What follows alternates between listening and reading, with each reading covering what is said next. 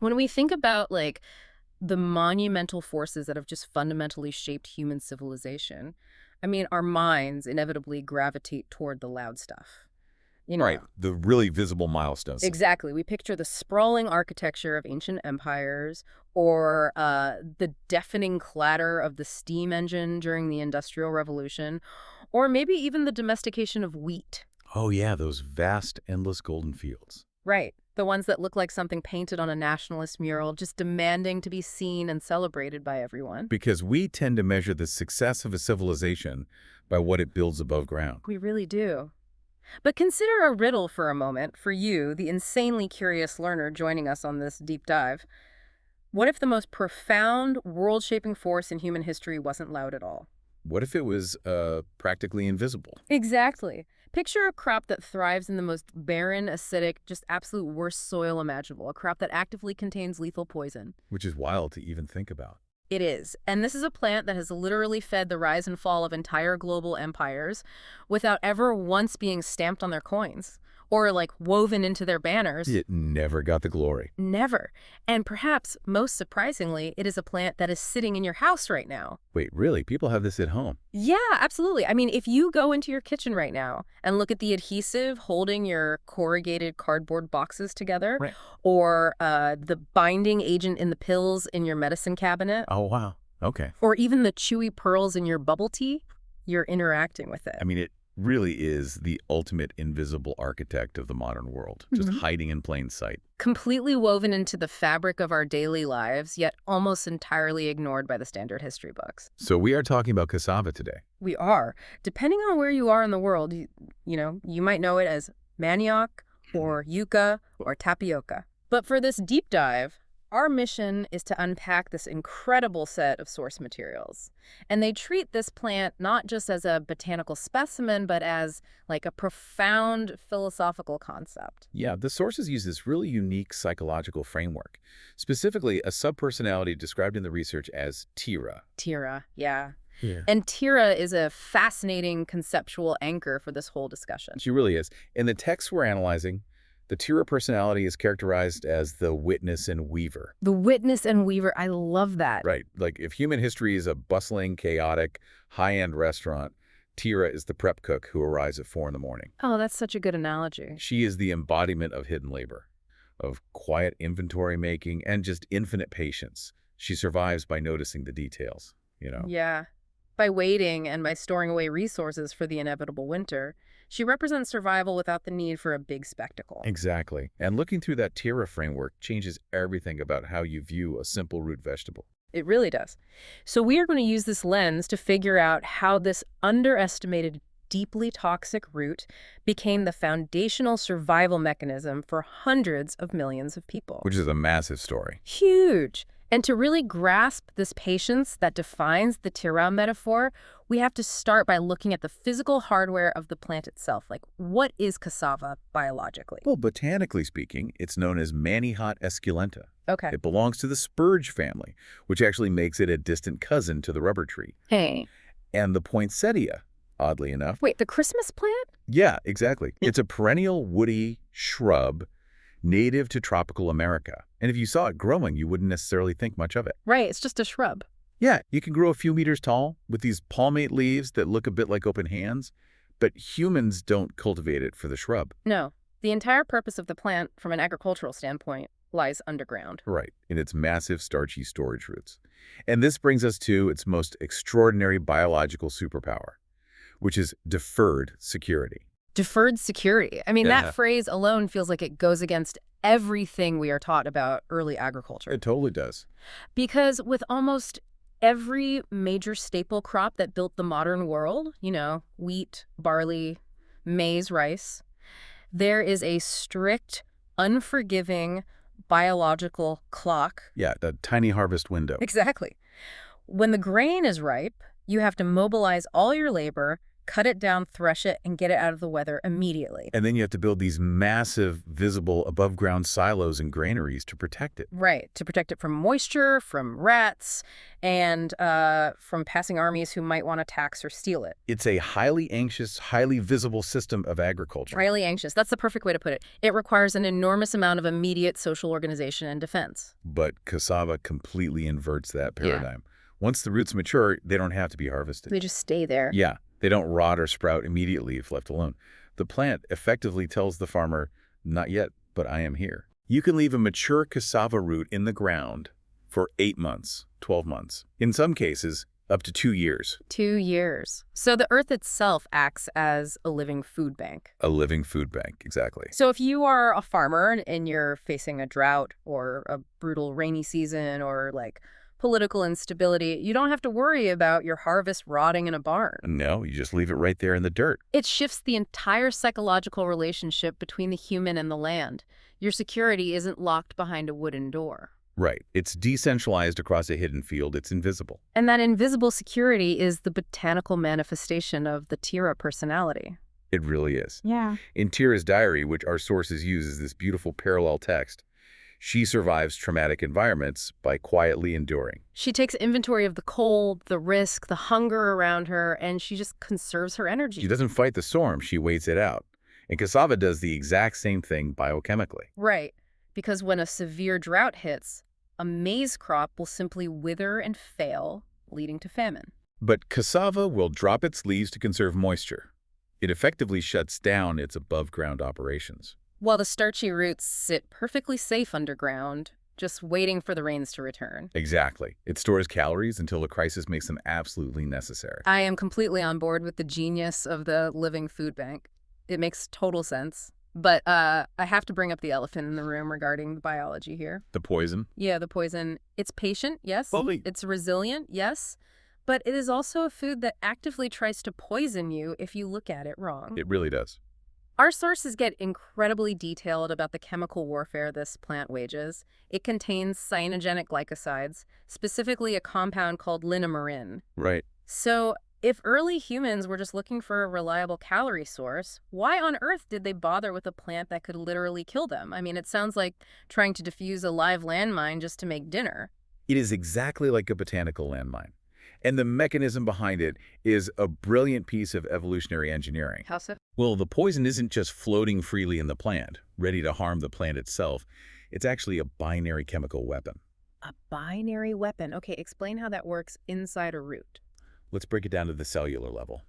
Inside the cells of the cassava plant, the linamarin, which is essentially a sugar molecule bound tightly to a cyanide molecule, is stored in a specific compartment. Okay. It's called the vacuole. And it's perfectly safe and stable in there. But in the cell walls, the plant stores an enzyme called linomerase. Ah, so they are kept separate. Exactly. As long as the cell's intact, the two chemicals never meet. But if a wild pig bites into the root, or an insect bores into the stem, Or a human rips it out of the ground and cuts it. right, the cell walls break, the compartments rupture. And the two chemicals mix. Precisely. The linomerase enzyme acts like a pair of chemical scissors. It snips the sugar molecule away from the cyanide, immediately producing hydrogen cyanide gas. That is terrifying. It's booby trap. Yeah. The predator gets a mouthful of bitter, lethal gas and learns very quickly to leave the plant alone. So the poison is the exact mechanism that allows the living food bank to exist in the first place. Yes. If it didn't have this binary weapon system, it wouldn't be able to sit underground for 2 years. Every nematode, beetle, and rodent in the jungle would devour it within a month. Exactly. The toxicity is the vault door protecting the calories. It is the evolutionary trade-off. And humans somehow recognize this brilliance. They did. The sources highlight a critical distinction between what we call sweet cassava and bitter cassava. Right. And both contain these cyanogenic compounds, but sweet varieties have much lower levels. Yeah, you can usually make sweet cassava safe just by peeling it and boiling it thoroughly, as the heat helps neutralize the remaining toxins. But the bitter varieties have phenomenally high lethal concentrations of cyanide. They do. And logic would dictate that early farmers would just, slowly breed the bitter varieties out of existence, keep planting the sweet ones until you have a perfectly safe, innocent crop. Right, that's what you would assume. But they didn't do that. Yeah. They did the exact opposite. Throughout the Amazon, Indigenous farmers deliberately selected, cultivated, and prized the highly toxic bitter varieties. They leaned into the poison. They did, because they understood the ecology. The bitter varieties are virtually impervious to pests. They produce significantly higher yields. And crucially, for culinary purposes, they yield a much higher quality, denser starch. Exactly. A starch that is far better for making durable, long-lasting flours and breads. Which just begs the ultimate question. If they're deliberately growing a highly toxic root, how did they figure out how to eat it without wiping out their entire communities? That is the million-dollar question. Because, as you said, you don't just stumble upon a toxic root, eat it, die, and pass that knowledge on. You have to invent a system to disarm the bomb. And that brings us to one of the most astonishing feats of early human engineering. The archaeological and genetic evidence traces the domestication of cassava back to southwestern Amazonia. Okay, when was this? Somewhere during the early to middle Holocene, so roughly 8,000 to 9,000 years ago. But domestication here is almost a wrong word. It wasn't a discovery. It was a co-creation. Indigenous peoples didn't just put a seed in the ground. They engineered a highly complex, multi-step technological system to systematically detoxify the plant. Yes. The sources describe the traditional processing steps, and it is essentially an applied biochemistry lab operating in the middle of the rainforest. It really is. I mean, first, you peel the root, because a high concentration of the cyanide precursor sits just under the skin. Right. But then comes the grating. And this is the part that blows my mind, knowing what we just discussed about the binary weapon. Because you don't try to avoid breaking the cells. Right. You actively, aggressively obliterate them. You intentionally trigger the bomb on your own terms. Exactly. By using specialized grating boards, often made of wood inset with sharp stones or animal teeth, or later metal, you are systematically destroying millions of plant cells. Which forces all of that linemerin to mix with the linemerized enzyme. Yes, you are deliberately initiating the chemical reaction that creates the hydrogen cyanide gas. But because you are doing it in the open air, over a large surface area, much of that volatile gas safely dissipates into the atmosphere. Exactly, rather than ending up in your digestive tract. But the grating is just step one. I mean, you still have this wet, highly toxic mash. Right. From there, the mash is often subjected to intense soaking and fermentation. Fermentation, okay. Indigenous communities discovered that introducing specific bacteria, lactic acid bacteria, actually very similar to what we use to make yogurt or sauerkraut, further breaks down the remaining cyanogenic compounds. Oh, that makes sense. Because the fermentation lowers the pH. Precisely. Which accelerates the detoxification process and adds incredible flavor and shelf life to the final product. And then comes the physical extraction. The sources describe an invention called the tipiti, which is a long, woven, cylindrical basket used in the Amazon. It's a masterpiece of physics. It really is. You stuff this wet, fermented, toxic mash into the woven tube, and then you hang it and stretch it. And as the basket elongates, the woven fibers pull tightly inward, creating immense radial pressure that just squeezes the liquid out of the mash. and that liquid contains the remaining water-soluble cyanide compounds. They press it, they wash it, and finally, they roast the resulting dry meal on massive flat pans. The roasting is the final fail-safe, right? Exactly. The intense heat drives off any lingering, stubborn traces of cyanide gas, while simultaneously gelatinizing the starches so they actually become digestible. It is a flawless multi-stage industrial process, invented millennia before the concept of a modern chemistry lab. It truly is. So if we look at it this way, the plant on its own is just hardware, and a highly dangerous piece of hardware at that. Right. The human culture, the grating, the fermenting, the woven tapiti press, the roasting, that is the software. That is the actual operating system that makes the hardware functional. That analogy captures it perfectly. Because without the cultural software, the plant is, at best, a brick, and at worst, a lethal poison. Exactly. And the text leans heavily into the philosophical implications of this, returning to that Tira metaphor. Right, the witness and weaver. Yeah. Cassava is described as a crop devoid of edible innocence. Think of an apple or a strawberry. They want to be eaten. Sure, they wrap their seeds in bright, sweet flesh so an animal will eat them and spread the seeds. Exactly. That is edible innocence. Cassava offers no such invitation. No, it offers a mouthful of cyanide. Right. The Tira lens emphasizes that cassava punishes arrogance and rewards careful attention. I love that phrasing. It demands that humans deeply observe, respect, and understand the hidden dangers of their environment, rather than just extracting from it blindly. And this raised a profound point about who we grant credibility to in our history books. The text refers to the concept of who is believed as a knower. Who is believed as a knower? Think about it. The traditional knowledge of an Amazonian woman and later African women across the continent who can grate this root, smell the fermentation, feel the texture of the mash. And know with absolute certainty exactly when the biochemical reaction is finished and the food is safe to eat. Yes, that is life-saving, highly advanced applied science. Yet historically, and even today, that kind of embodied generational knowledge is rarely granted the prestige or authority of formal laboratory science. Which is such a massive blind spot. It is. In Tira's diary, she reflects constantly on this idea of credibility. Who is allowed to hold truth once it leaves their mouth? And the knowledge of cassava detoxification has lived in this heavily contested zone. Exactly. It is absolutely tested, empirically true, and has kept millions alive. But institutionally, it has been ignored or dismissed as mere domestic chores. We categorize it as cooking rather than chemical engineering. Right. It's hidden brilliance, which makes the next chapter of this story so intense. Once this incredible technological software, the detoxification process, was perfected in the Americas, how did it cross the ocean to become a global staple? And this brings us to the dark, violent network of the Columbian Exchange. Right. After 1492, the entire biological map of the world was violently redrawn. Cassava entered the slipstream of global trade and empire. The records indicate that Portuguese traders encountered cassava in Brazil, recognized its incredible hardiness and storability, and brought it across the Atlantic. To the Congo Basin, right, around 1558. Yes. And initially, according to the sources, it was adopted in Africa primarily as a famine reserve, a backup plan for when traditional crops like sorghum or yams failed. But it very quickly became inextricably tied to the machinery of the transatlantic slave trade and European colonial exploitation. Yeah. It requires us to sit with a deep moral ambiguity. Cassava was a profound tool of survival, but it was utilized inside systems of unimaginable human exploitation. As the slave trade accelerated, the Portuguese and other European powers needed vast amounts of cheap, non-perishable calories. To feed enslaved people during the horrific Middle Passage. Exactly. And to sustain the laborers working the plantations and mines. Cassava flour, or farinha, became the ideal fuel for this extractive machinery. It fueled the oppressor. But here is where that biological trait of deferred security we talked about earlier completely changes the narrative for the oppressed. Right. Its ability to stay hidden underground made it the perfect crop for populations facing violence and displacement. Absolutely.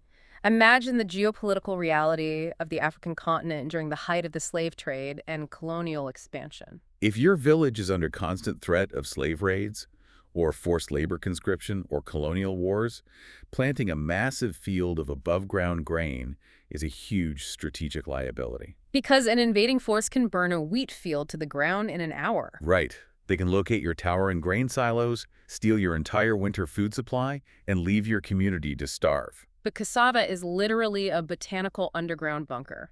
You can plant a field in a forest clearing and let the undergrowth partially obscure it. And if a raid comes, you flee. The invaders might burn the village and slash the vegetation, but they aren't going to spend weeks digging up heavy roots one by one. Exactly.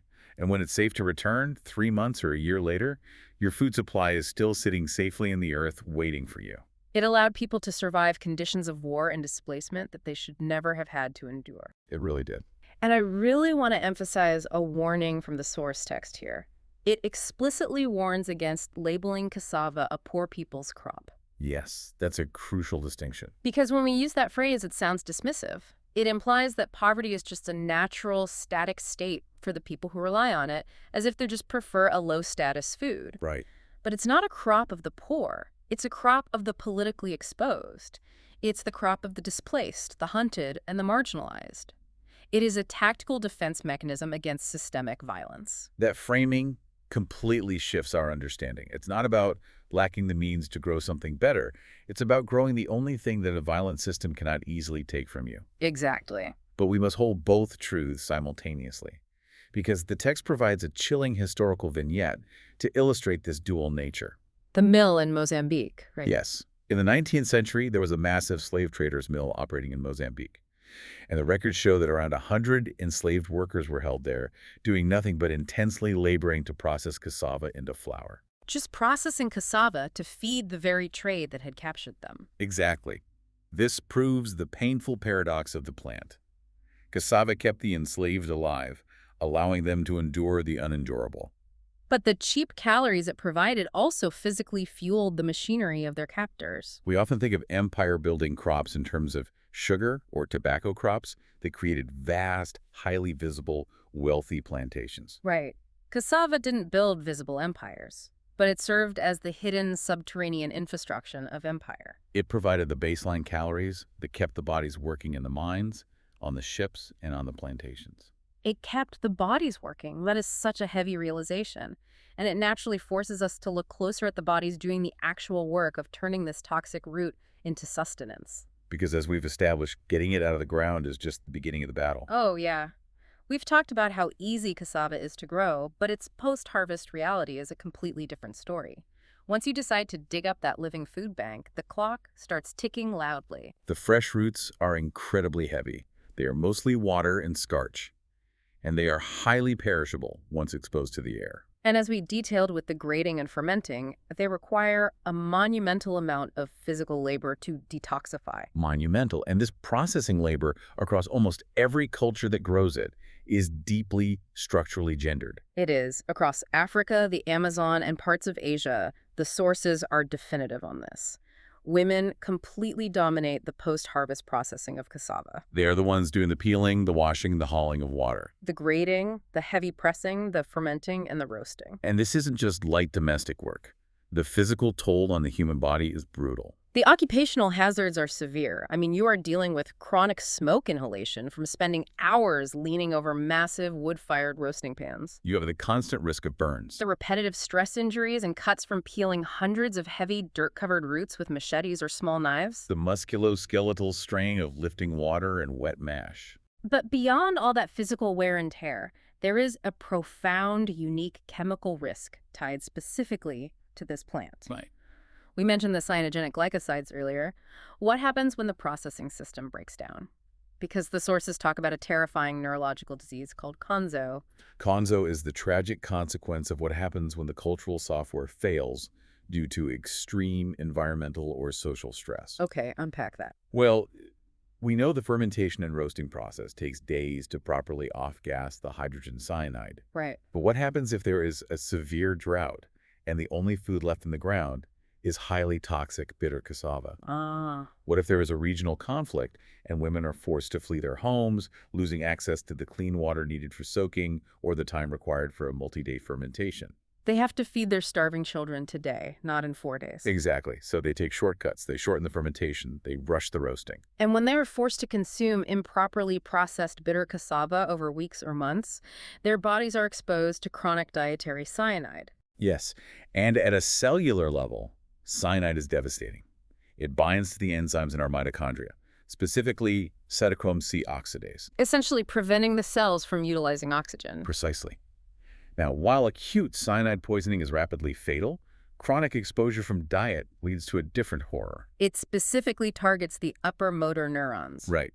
This results in konzo, which is characterized by sudden, irreversible, spastic paralysis of the legs. Irreversible paralysis. So the toxicity of cassava isn't just a fascinating botanical quirk.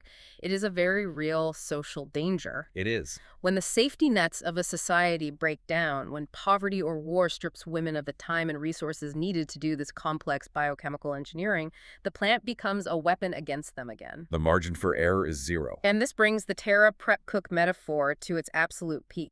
In any kitchen, the prep cook arrives before dawn. They chop the onions, butcher the meat, make the stocks. They do the physically demanding, unglamorous, foundational work. And when the beautiful plate of food goes out to the dining room, the head chef gets all the applause.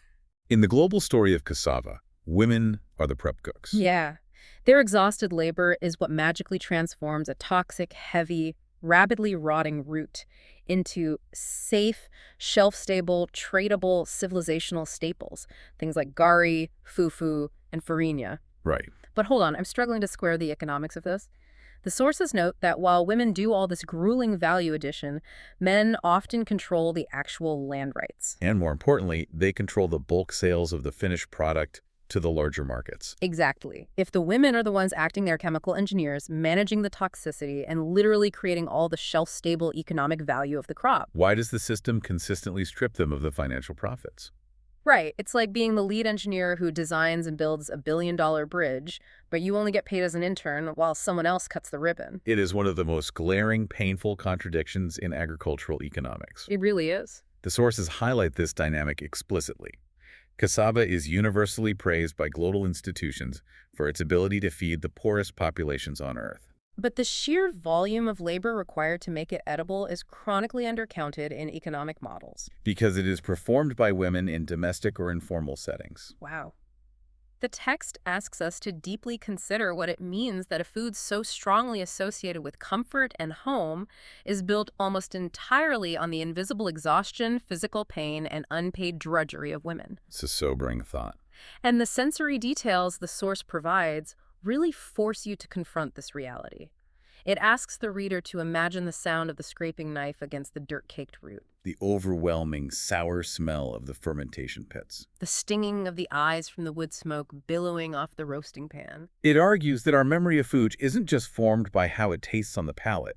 It's intricately bound to the inherited memory of the labor required to put it on the table. Food is labor made edible. That is a deeply resonant concept. It is, but we must also recognize that this immense labor, while undeniably exhausting and often exploitative, isn't just a story of suffering. The transformation of this root creates profound cultural meaning.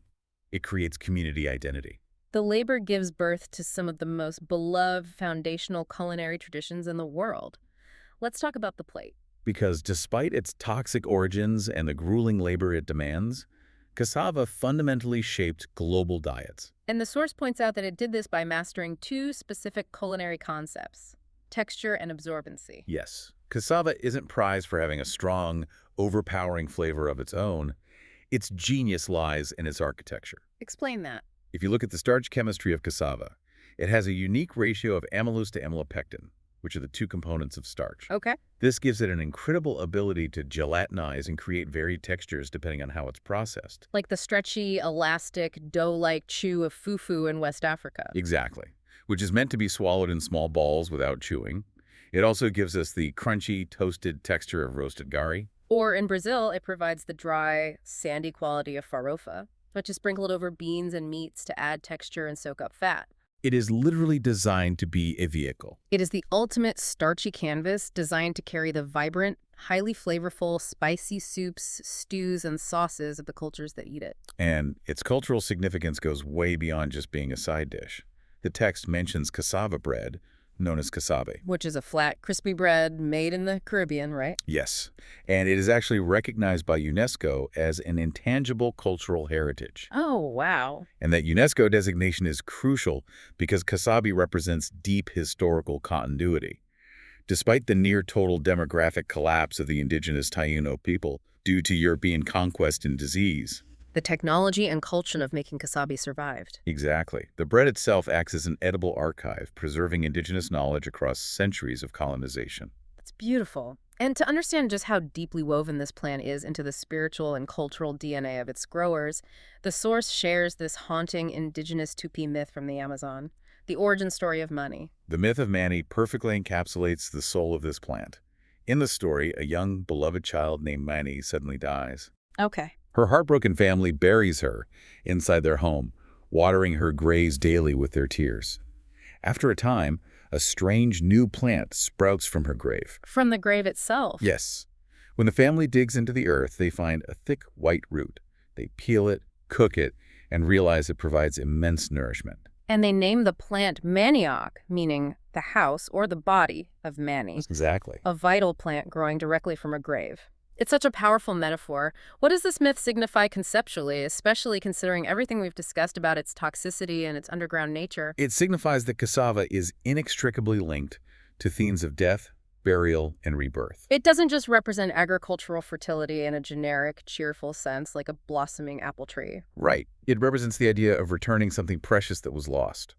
The root waits underground, hidden in the darkness of the earth, much like a burial. And then, through the careful labor of the living, it is resurrected, detoxified, and transformed to sustain the community. The myth frames food not just as calories, but as a form of continuation and resilience after profound grief. It's a botanical shapeshifter. I mean, it starts as a mythological gift from a grave. It becomes a famine reserve for besieged villages. It transforms into the foundational comfort food for entire continents. And today, you can find it in the trendiest cafes in the world.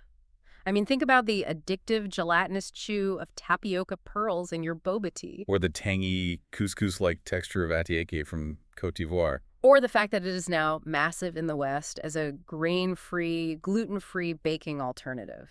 It's the ultimate culinary chameleon. Completely shifting its identity based on the needs and desires of whoever's consuming it. It truly is. The act of processing turns a private, hidden root into a shared public rhythm. The fermentation process normalizes sour, complex starches across multiple cuisines, and the shared labor of processing creates daily rituals of hospitality. But this chameleon nature, its incredible ability to be processed into whatever the market demands, leads us into a very sharp modern economic conflict. Because we just spent all this time discussing cassava as an ancestral comfort food, a lifeline during famines, a cultural touchstone. But today, if you look at the global supply chain, you are just as likely to find cassava starch inside a cardboard box or a pharmaceutical tablet as you are in a bowl of stew. Exactly. How did this humble, toxic survival route become a massive, globalized, industrial commodity? Well, to understand the modern reality of cassava, you have to look at how the global economy has effectively split the crop down the middle. What do you mean? We have a massive bifurcation in how and why it is grown. On one side of the globe, you have Africa led by Nigeria, which is currently the world's largest producer by volume. Okay. In Africa, millions of tons of cassava are grown annually, but the vast, overwhelming majority of it is cultivated for domestic food security. So it is grown by smallholder farmers, processed locally, and stays on the continent to feed people. It remains true to its history as the ultimate survival staple. But then you look across the world to Southeast Asia. Right. On the other side of the split, you have countries like Thailand and Vietnam. Exactly. They also grow massive quantities of cassava. But the paradigm is entirely different. They're not growing it primarily to eat. No. What are they growing it for? They're growing it almost exclusively for industrial export. And a massive percentage of that export goes directly to feed the manufacturing sectors of China. And what exactly are these factories doing with millions of tons of cassava starch? Because the industrial applications listed in the sources are just staggering. We aren't talking about food anymore. No. Tapioca starch is used as a crucial binder in the paper-making industry to give paper its smooth finish. It's used as a sizing agent in the textile industry. They coat threads in the starch to keep them from breaking in high-speed industrial looms. It's the primary adhesive used in manufacturing corrugated cardboard boxes. It goes even further. The pharmaceutical industry uses highly refined cassava starch as an excipient. The inert binder that holds the active ingredients together in the pills you swallow? Exactly. It is being converted into bioethanol for fuel. It is being synthesized into biodegradable bioplastics. The sheer versatility of the extracted starch molecule is an industrial marvel. But we have to untangle the central economic tension here. The plant's legacy is feeding the vulnerable, but its highest financial profits, the billions of dollars generated in global trade, only appear after it undergoes advanced industrial processing. Right, standardization and export. That is the crux of the issue. The processor captures the immense value, not the farmer. When a crop transitions from being a localized survival mechanism into a standardized industrial material, who actually receives the wealth generated by that shift? The text highlights the very dark side of this industrial boom, focusing particularly on regions like Cambodia. There, the rapid, explosive expansion of cassava farming is deeply, dangerously tied to microfinance debt. Now, wait a minute. Let's look at this from a development perspective. Isn't industrialization supposed to be the golden ticket out of rural poverty? That is the narrative, yes. If Thailand and Vietnam are making billions of dollars exporting industrial starch, why shouldn't we encourage African farmers to transition to that exact same industrial model? I mean, isn't turning subsistence farming into a cash-generating enterprise the whole point of global economic development? That is the promise constantly sold to farmers, but the reality on the ground is far more precarious. The sources outline the profound danger of a survival crop mutating into a debt crop. Okay, let's look at the mechanics of the Cambodian example. A farmer takes out a microfinance loan to clear land, buy fertilizer, and plant cassava.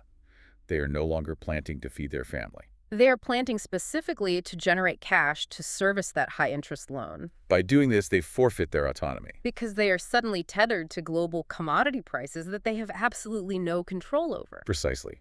If the Chinese manufacturing sector slows down, or if they find a cheaper source of cornstarch, the demand for Cambodian cassava plummets overnight. The global price crashes. That farmer is suddenly drowning in debt. And because they planted an industrial variety meant for a starch factory, rather than a culinary variety meant for a kitchen. They can't simply eat their way out of the crisis. Exactly. The entire agricultural system has been reorganized around cash extraction rather than community nourishment. The safety net is gone. And the fundamental biology of the plant actively works against the farmer in this industrial setup. Let's talk about PPD. Post-harvest physiological deterioration. Yeah, we praised cassava earlier for being a living food bank that can wait patiently underground for years. But the moment you pull that root out of the soil, the biological clock doesn't just start ticking, it essentially explodes. It's a dramatic biological reversal. When the root is detached from the plant and exposed to oxygen, it experiences a massive spike in reactive oxygen species at a cellular level. It undergoes oxidative stress. Within 24 to 48 hours of harvest, the root begins to literally rot from the inside out, developing blue-black vascular streaks that render it useless for both food and industrial starch. So imagine you are a rural farmer in Nigeria or Cambodia. You harvest a ton of roots. You have maybe 2 days to sell them before your entire crop is worthless. You have absolutely zero leverage in a negotiation. You have to accept whatever price the local buyer or the factory middleman offers you that day. Exactly. Right. Contrast the vulnerability of the farmer holding a rotting root with the power of the modern Thai starch factory. The factory solves the biological problem of PPD through industrial speed. Trucks dump fresh roots by the thousands of tons. Massive machines wash, grate, extract, and flash dry the starch within hours. By removing the water and isolating the pure starch, the factory halts the deterioration process entirely. They capture all the long-term economic value by transforming a highly perishable, ticking time bomb of a root into a shelf-stable powder that can sit in a warehouse for years. The factory holds all the time and therefore all the power. It is a brutal demonstration of how biology and capitalism intersect. It really is, and it forces us to look at the physical landscape where this massive industrial extraction is taking place. Right. If cassava is destined to be the industrial starch of the future and potentially a critical crop as the climate changes, what is this industrial scale doing to the planet? Well, the environmental story of cassava is entirely double-edged. It is a crop of profound contradictions. On one hand, it is incredibly climate resilient. As global temperatures rise and erratic rainfall patterns begin to severely stress traditional staple grains like maize and wheat, cassava is uniquely positioned to survive. It has physiological mechanisms like the ability to close its stomata, the pores on its leaves, to reduce water loss during severe droughts. It can survive heat waves that would decimate a cornfield. So it's a strategic asset for a warming world. But the text is very clear that how we farm it matters immensely. Monocropping cassava, planting massive, continuous, industrial-scale fields of it, the way we do with soybeans in the Midwest, is environmentally devastating. Because of the architecture of the plant, cassava shrubs are typically spaced quite widely apart to allow the roots room to grow. In a massive monoculture, this leaves a significant amount of topsoil exposed and bare, particularly early in the growing season. When heavy tropical rains hit, you get severe soil erosion. The topsoil just washes away. Furthermore, cassava roots are essentially nutrient miners. Because they grow so large, they extract massive amounts of nutrients from the earth, particularly potassium. If farmers are locked in debt cycles and can't afford to rest the land or apply fertilizers, continuous cassava farming will rapidly deplete the soil until nothing can grow there at all. And the environmental toll doesn't stop in the field. The processing creates its own localized disasters. We talked about how water-intensive it is to extract starch in those massive factories. They generate millions of gallons of wastewater. And this isn't just muddy water. The sources describe it as having exceptionally high organic loads, meaning it has a massive biological oxygen demand. And of course, it contains residual cyanide from the plant's natural defenses. If a factory simply dumps that untreated effluent into a local river or wetland, the environmental impact is catastrophic. The organic matter feeds bacteria that rapidly consume all the oxygen in the water, suffocating fish and aquatic life, while the cyanide poisons the ecosystem. It turns vibrant waterways into dead zones. But the sources don't just present doom and gloom. They highlight that these environmental disasters aren't an inherent flaw of the plant itself. They are a failure of human management. Cassava is a mirror. It can be an extractive, polluting nightmare, or it can be a regenerative ally. And there are incredible biological and engineering solutions already being deployed. Absolutely. From an agricultural standpoint, the simplest solution is returning to traditional wisdom, intercropping. Instead of bare earth monocultures, farmers can plant legumes like cowpeas or ground nuts between the cassava shrubs. The legumes act as a cover crop, physically protecting the soil from rain erosion.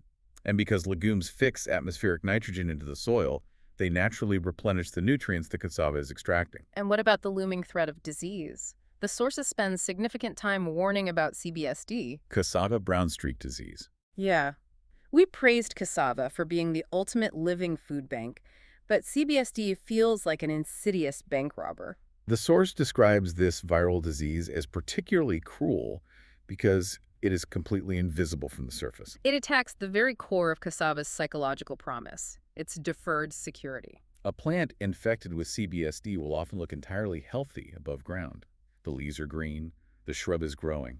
A farmer might tend to that plant for a year, confident that their family's food supply is secure. But underground, the virus is attacking the roots, turning them into necrotic, rotting masses. The farmer digs up their food bank only to find it completely destroyed. It is a terrifying threat to continental food security. Which highlights why we can't just rely on a tough plant. We need tough, resilient agricultural systems. The solution there requires massive infrastructure and clean seed systems, ensuring farmers have access to virus-free cuttings to plant. Resilience is a systemic property, not just a biological one. And we see that systemic resilience in how advanced factories are dealing with that toxic wastewater we mentioned. Instead of dumping it, innovative facilities are using closed-loop systems built around anaerobic digesters. Explain the mechanics of that, because turning toxic wastewater into a solution sounds like alchemy. It's biological alchemy. They pump the highly polluting, organic-rich wastewater into massive, sealed tanks devoid of oxygen. Inside these tanks, specific colonies of bacteria methanogens thrive. These bacteria eat the organic waste and break down the cyanide. As a byproduct of their digestion, they release methane gas. The factory captures this methane biogas and burns it to run the generators and boilers that power the starch drying machines. They're literally taking a toxic, polluting liability and using bacteria to transform it into the renewable energy that powers the factory itself. It's a perfect closed loop. It feels like we are standing at a profound crossroads with this plant. We really are. We can either treat cassava like a cheap disposable battery, just violently extracting cash and calories from it until the soil dies, the farmers are buried in microfinance debt, and the local water is poisoned. Or we can treat it the way our metaphorical Tira would, with patience. With careful inventory making, with intercropping to protect the soil, and clean seed systems to protect the farmers, and anaerobic digesters to respect the local ecology. True resilience isn't just hoping a tough plant survives. It requires the infrastructure of care. It requires a philosophy of care, which is exactly the ethos the Tira subpersonality represents. She survives not through brute force or exploitation, but through deep observation, preparation, and an understanding of interconnected systems. Exactly. So to synthesize this massive journey, cassava is the ultimate symbol of hidden survival.